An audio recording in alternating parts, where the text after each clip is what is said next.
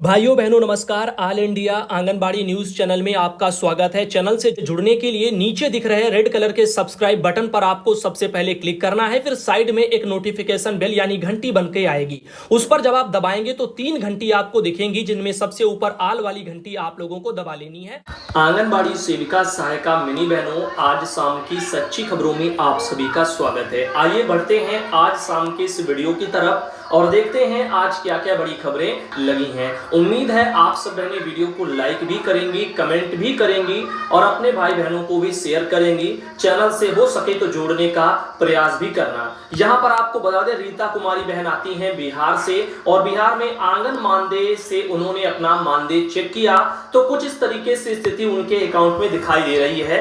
2022-23 का इनका ये वैशाली जिले से बहन आती हैं और उनका ये मानदेय है सेविका बहन का, जो रीता कुमारी नाम है। अप्रैल महीने का जो पैसा है वो सेंड टू जो बैंक है वो 3 जून 2022 को यहाँ पर स्टेटस दिख रहा है। तो हो सकता है जल्दी आप लोगों के खातों में ये प्रोसेस में भी पैसा लग जाए। वहीं पर आगे आपको बता दें, उन्होंने अपना 2021-22 का भी यहाँ पर चार्ट वैशाली जिले का ही उन्होंने भेजा है। इसकी अगर हम बात करें तो जो पैसा है वो फरवरी तक का सक्सेस हो चुका है। मार्च महीने का जो पैसा है वो 3 शायद जून 2022 यहाँ पे दिखा रहा है। तो मार्च और अप्रैल महीने का जो पैसा है वो अभी सक्सेस नहीं हुआ है। तो यहाँ पर वो अभी बैंक में जो है प्रोसेस में लगेगा, उसके बाद में सक्सेस होगा। तो 2 महीने का पैसा हो सकता है जल्दी बिहार में बहनों के खातों में आ जाए। वहीं पर बात करते हैं अगली एक जानकारी की, तो जिलाधिकारी महोदय हैं जो बिजनौर जिले के, उन्होंने एक लेटर जारी कर दिया है कार्यालय से 2 जून 2022 को। उमेश मिश्रा जी हैं जिलाधिकारी बिजनौर के और उन्होंने अपने जारी आदेश में कहा कि जनपद के समस्त विद्यालयों में ग्रीष्मकालीन अवकाश होने तथा वर्तमान में भीषण गर्मी के बढ़ते प्रकोप के दृष्टिगत जनपद के समस्त आंगनबाड़ी केंद्रों को दिनांक 30 जून 2022 तक के लिए बंद किया जाता है। इस अवधि में 3 से 6 वर्ष तक के जो बच्चे हैं उनकी उपस्थिति आंगनबाड़ी केंद्र पर नहीं होगी, परंतु आंगनबाड़ी कार्यकर्ती और आंगनबाड़ी सहायिका के द्वारा आंगनबाड़ी केंद्र पर उपस्थित रह करके अनुपूरक पुष्टाहार वितरण, टीकाकरण, स्वास्थ्य जांच, गृह भ्रमण आदि जो गतिविधियां हैं उनको संपादित की जाएंगी। तो यह आदेश तत्काल प्रभाव से जो है लागू होता है और ये एक जो है जिलाधिकारी महोदय उमेश मिश्रा जी का बिजनौर से लेटर जारी हो गया। तो बिजनौर में भी जो है ग्रीष्मकालीन अवकाश 30 जून तक घोषित हो गया। यहां पर इस लेटर को सबाना बहन बिजनौर से आती हैं, उन्होंने कल ही भेज दिया था और आपको जो है अभी जो है सुबह के वीडियो में दिखाना चाह रहे थे, लेकिन ये एक लेटर छूट गया था। वहीं पर बात करें, यहां पर एक और हमारे पास आदेश लगा हुआ है। जसजीत जो कौर जी हैं जिलाधिकारी हैं शामली जिले के, अब उन्होंने शामली जिले से भी एक आदेश ऐसा निकाला है और हमारे पास ये पहुंचा है। इसमें लिखा है कि उत्तर प्रदेश राज्य बाल अधिकार संरक्षण आयोग लखनऊ के पत्र संख्या 4522 के परिप्रेक्ष्य में भीषण गर्मी के कारण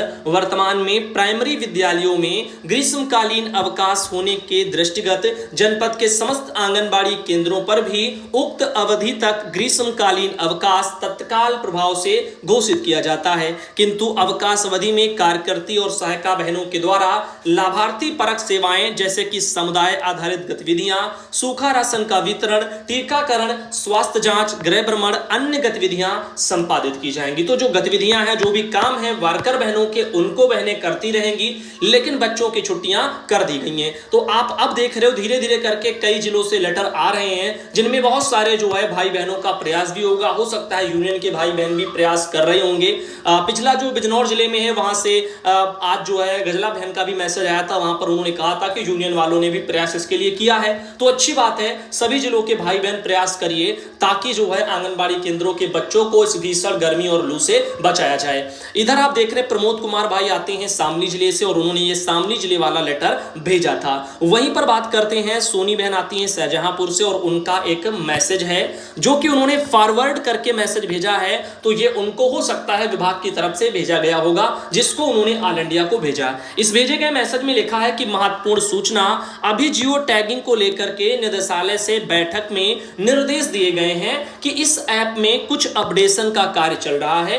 कल शाम तक ऐप जो है वो सही से काम करने लगेगा। कुछ नए फीचर इसमें जोड़े जा रहे हैं। अगर आपके द्वारा कुछ गलती भी हो जाए उसमें जो है जिले से डिलीट किया जा सकता है, जिससे कि आप दोबारा डाटा भर सकते हैं। इसमें विकास खंड का नाम या अन्य कई सूचनाएं गलत भी होंगी। शहर क्षेत्र में ग्राम पंचायत का नाम आ रहा है इत्यादि, उसको सही करने का विकल्प भी होगा। फिलहाल इस सब को आप देख लीजिए। एक दिन बाद जियो टैगिंग शुरू कीजिएगा, समय समय पर मार्गदर्शन करते रहेंगे डीपीओ। इस तरह से कि यहाँ पर लेटर आया। तो जो भी है, मैं ये नहीं कहता ये सही है या गलत है, लेकिन हाँ, अगर ऐसा है विभाग वाले कह रहे हैं तो जो है धैर्य रखिए। अभी इनका तो यहीं पर यही कहना है कि ऐप में ही अभी कुछ न कुछ सुधार बाकी हैं और काफी चीजें हैं। भाई बहन परेशान है बहुत से, जिन्होंने कर दिया आप कह रहे हैं डिलीट कैसे होगा, बहुत सारी ऐसी चीजें हैं। तो धीरे धीरे ऑप्शन और मिलेंगे। अभी नया नया ऐप आया है और आप सब जानते हो कि ऐप इतनी आसानी से सब कुछ उसमें नहीं हो जाता, टाइम लगता है। तमाम अपडेटों के बाद धीरे धीरे करके चीजें ठीक हो पाती हैं।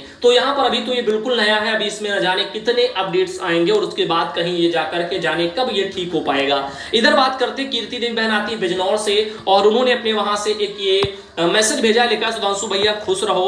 भैया सरकार ने जो हमारा 500 रुपया बढ़ाया है तो 300 रुपए में मोबाइल का रिचार्ज हो जाता है, 200 रुपए में क्या होगा, ये यहां पर बहन पूछ रही हैं। तो गवर्नमेंट ने जो 500 बढ़ाया है वो मोबाइल के रिचार्ज के लिए उसमें से नहीं बढ़ाया है। मोबाइल के रिचार्ज के लिए जो खर्चा है वो अलग से गवर्नमेंट ने प्रावधान किया है। हाँ, अगर नहीं मिल रहा है वो एक अलग बात है, विभाग की इसमें ये लापरवाही कही जाएगी, लेकिन ये वित्तीय प्रावधान नहीं कहा जाएगा। जो वित्तीय प्रावधान है वो हमने आपको बताए हैं, उन पर बात करने की आवश्यकता नहीं है, सबको पता होंगे।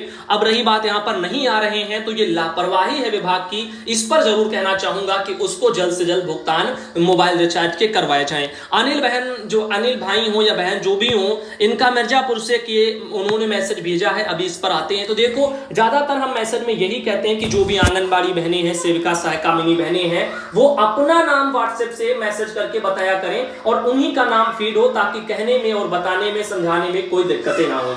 इसमें लिखा है पोस्टर ट्रैकर को अपडेट करें, नया वर्जन आ गया है, काफी कुछ बदल दिया गया है। अब आप नए लाभार्थी को जोड़ने के लिए प्लस चिन्ह पर क्लिक करें और ऑप्शन मिल जाएगा जिसमें नए लाभार्थी फीड होंगे। ठीक करने का ऑप्शन नहीं है। यदि आपको कुछ करेक्शन यानी ठीक करना है तो आपको पुरानी बेनिफिशियरी यानी लाभार्थी डिलीट करना है, फिर उसी लाभार्थी की नई बेनिफिशियरी यानी कि नया जो है लाभार्थी वो बनाना है। इस तरह से ध्यान रखें, डिलीट करने से पहले उस लाभार्थी का विवरण प्रोफाइल खोल करके जरूर जो है यहाँ पर नोट कर लें, जैसे मोबाइल नंबर, लाभार्थी की जन्म तिथि जो भी है वो सब कर लें। गुड मॉर्निंग भाई साहब, पोर्टल पर रोज कोई न कोई परिवर्तन हो रहा है जिससे आंगनबाड़ी बहनों को परेशानी होती है। आज का नया अपडेट वर्जन आया है और अनिल कुमार ब्लॉक मिर्जापुर शाहजहांपुर से भाई है, उनका एक मैसेज है। बेनिफिशियरी खोलना है, फिर प्लस चिन्ह मिलेगा, प्लस वगैरह पर क्लिक करें, फिर बेनिफिशियरी का ऑप्शन मिलेगा। तो अब कुछ अपडेट के बाद में पोस्टर ट्रैकर पर शायद बदल गया है, जिसके बारे में भाई यहाँ पे जिक्र कर रहे हैं। वही माया बहन आती है सीतापुर से, उनका कहना है कि भैया हम आपके वीडियो रोज देखती हूँ,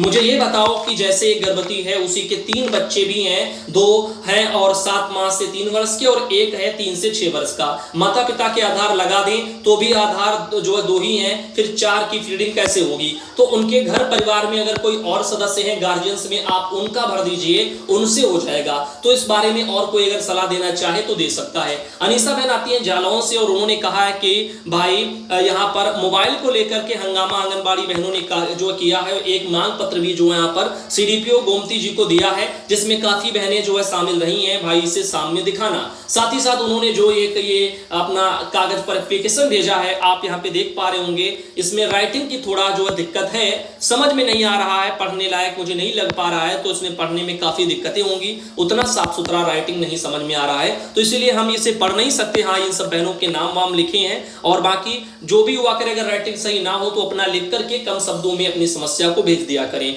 वहीं पर देखिएगा 9 से शुरू होगा एएनएम भर्ती के लिए प्रमाण पत्रों का मिलान। एक ये भी जो है सोशल मीडिया पर खबर इन दिनों प्रकाशित हो रही है। उत्तर प्रदेश अधीनस्थ सेवा चयन आयोग के द्वारा स्वास्थ्य कार्यकर्ता यानी एएनएम इनके 9,212 पदों पर भर्ती के लिए प्रमाण पत्रों का जो मिलान है वो 9 से 18 जून तक कराया जाएगा। यह जानकारी आयोग के सचिव अवनीश सक्सेना ने बुधवार को दी है। उन्होंने इस बारे में सूचना वेबसाइट पर भी अपलोड कर दी है। आयोग द्वारा दी गई जानकारी के मुताबिक प्रमाण पत्रों का मिलान स्टेशन रोड चारबाग स्थित Bappa Singh Narayan vocation PG college के केवी वगैरह में 2 पालियों में होगा। उन्होंने बताया कि पहली पाली में 10 से 1 बजे तक और दूसरी पाली में 1:30 बजे से 4:30 बजे तक प्रमाण पत्रों का मिलान किया जाएगा। तो ये हो गया एएनएम भर्ती से जुड़ी हुई कुछ बातें। लेखपाल भर्ती परीक्षा बताई जा रही है अब 24 जुलाई को होगी। यानी उत्तर प्रदेश अधीनस्थ सेवा चयन आयोग ने लेखपाल और सम्मिलित जो है अपर वर्ग सहायक पूर्ति भर्ती के लिए प्रस्तावित परीक्षा कार्यक्रम बदल दिया है। पूर्ति निरीक्षक की 17 जुलाई और लेखपाल की 24 जुलाई को भर्ती परीक्षा अब कराई जाएगी।